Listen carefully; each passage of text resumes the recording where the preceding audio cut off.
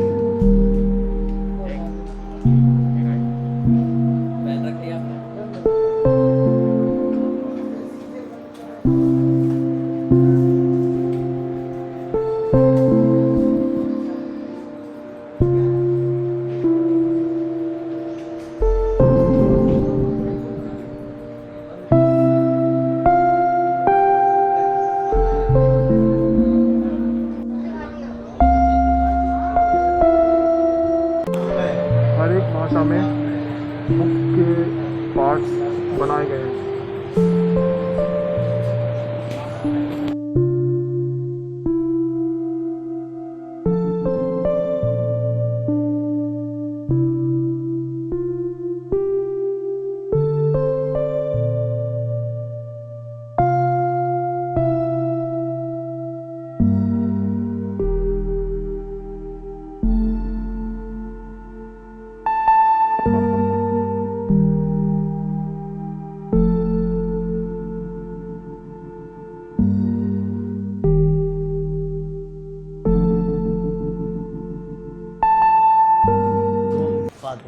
अपने यहाँ जो है गौशाला है, तो गौशाला से जो भी सामान उत्पाद होता है भाई साहब बेचते हैं। भाई साहब, आप इनको कुछ गौशाला उत्पाद, गौ सामग्री उत्पाद के बारे में जानकारी दीजिए, तो बताइए क्या क्या है यहाँ पे उत्पाद।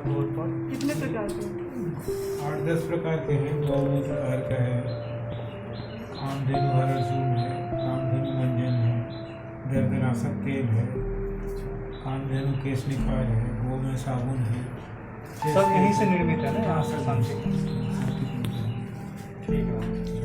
तो ये यूनिवर्सिटी विश्वविद्यालय है ना, यूनिवर्सिटी अपना उसी का ही एक प्रोडक्ट है। हाँ काउंटर है, से जो वहाँ उत्पाद होता है ग्राम प्रबंधन कोर्स में, वो यहाँ से बिक्री करते हैं।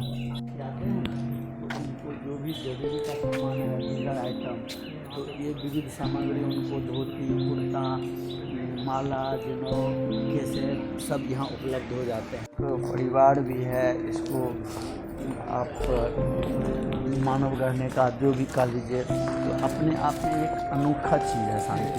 हाँ सब जगह यहाँ भी घूम लो आप जी, ये अलग दिखता है ना। हाँ ये तो समझ लीजिए पूरे धरती यहाँ का, पे जो आया वो जुड़ जाता है। ये पूरे धरती का, यहाँ इतना ऊर्जा है, मतलब पॉजिटिव सोच है, नेगेटिव आउट, पॉजिटिव इन। आदमी के अंदर जो है ना पॉजिटिव आ जाता है, नेगेटिव बाहर हो जाता है। ये नाम गुरुदेव जी ने रखा है शांति कुंज। हाँ गुरुदेव का ही ये आप लोग जूता चप्पल दी जाता है। आप यहाँ से जो भी मांगोगे वो मनोकामना आपका पूरा होता है। यहाँ से निराश तो आज तक गया नहीं, खाली आता है, कुछ न कुछ पा के जाता है। तो ये हमारे गुरुदेव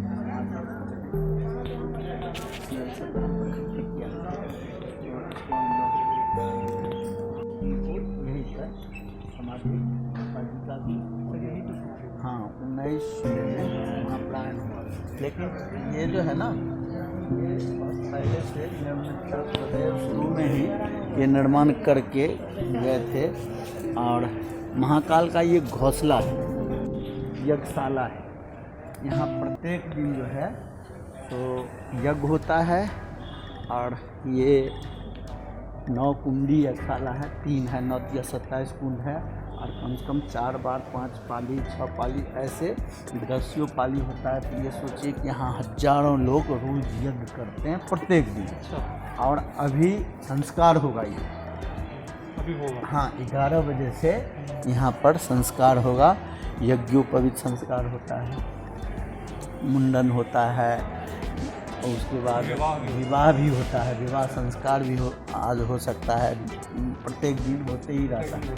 हाँ तो यहाँ जैसे 16 संस्कार मनाए जाते हैं। संस्कार का मतलब हुआ जैसे अनगढ़ पत्थर को कोई कलाकार छेनी हथौड़ा से बढ़िया सुंदर सा सुगढ़ मूर्ति बनाया जाता है और उसमें देवत्व आता है। जैसे आप कभी पहाड़ी क्षेत्र में जाएंगे ना तो जगह जगह पर बोर्ड लगा रहता है, सावधान दुर्घटना हो सकती है, ठीक से चलना। इसी तरह से ऋषि मुनि रिसर्च करके बताए कि आदमी के जीवन में टर्न आता है, तो जहाँ जहाँ टर्न है वहाँ एक संस्कार का बोर्ड लगा दिया। जैसे गर्भ में आया बच्चा तो उसका 9 महीना का एक जीवन होता है, वो जीवन एक मतलब रूप में होता है, तो वहाँ एक बोर्ड लग गया पुंसवन संस्कार। उस संस्कार के माध्यम से बताया जाता है कि 9 दिन तक कैसा मतलब 9 महीना तक कैसा जीवन जीना है बच्चा जच्चा वहाँ का वातावरण का, क्योंकि गर्भ में ही बच्चे सब ग्रहण करते हैं माँ से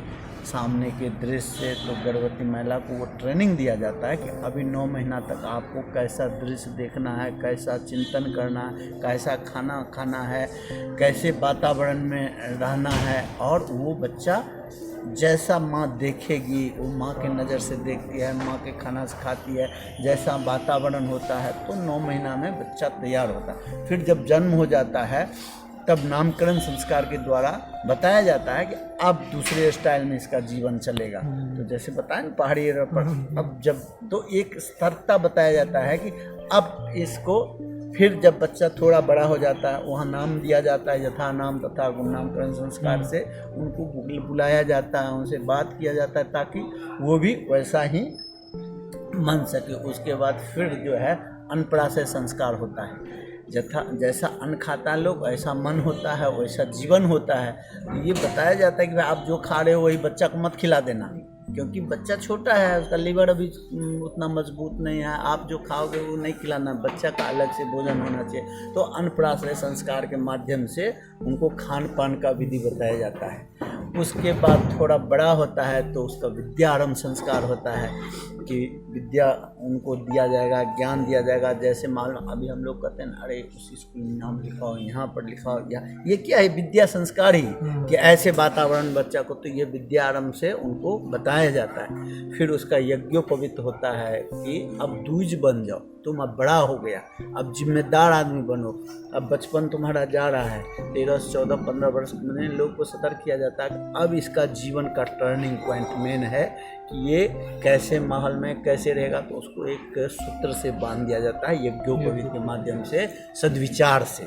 अब अच्छे विचार में तुम रहो क्योंकि तुम्हारे कंधे पे अब देश का जिम्मेदार युवा हो रहा है। तो यज्ञोपवीत संस्कार कराया जाता है। उससे पहले मुंडन कराया जाता है कि कई जन्म से वो संस्कार चिपक के आ गया होगा, तो उसको मुंडन के द्वारा वो आध्यात्मिक उपचार होता है। जैसे स्टेलाइजर करते हैं ना ऑपरेशन के समय, ऐसे मंत्र के द्वारा हृदय क्षेत्र में, जिसको हम चित्त कहते हैं, उसमें वो बात स्थापना किया जाता है। अब बताइए पहले भारतीय संस्कृति में जो शादी विवाह होता था, विवाह संस्कार देखें ना, एक जन्म कौन के 7 जन्म का संकल्प होता था, और पति पत्नी कैसे निभाती थी, मतलब पति को कैसे ग्रहण करती थी, ये कैसा ऑपरेशन होता था। सोच लीजिए चित्त में कि आदमी को संकल्प एक बार हो गया तो फिर वो जीवन भर रहता था। और अभी देखिए शादी हो रहा है, 6 महीना साल भर नहीं हुआ, फिर मतलब कोई मतलब नहीं, क्योंकि वो वैसा संस्कार नहीं पड़ रहा ना। देखिए विद्या अलग चीज़ है, शिक्षा अलग चीज़ है। शिक्षा मिल रहा है, शिक्षा जानकारी को कहा जाता है, नॉलेज को कहा जाता है, लेकिन संस्कार उसके सदुपयोग दुरुपयोग करने का जो ज्ञान हो जाता है उसका नाम विद्या है। समझ गया ना। तो अभी शिक्षित तो हो रहे हैं लेकिन विद्यावान नहीं हो रहे हैं। शिक्षा के साथ विद्या बहुत जरूरी है। तो यहाँ पर सारे संस्कार कराए जाते हैं और ये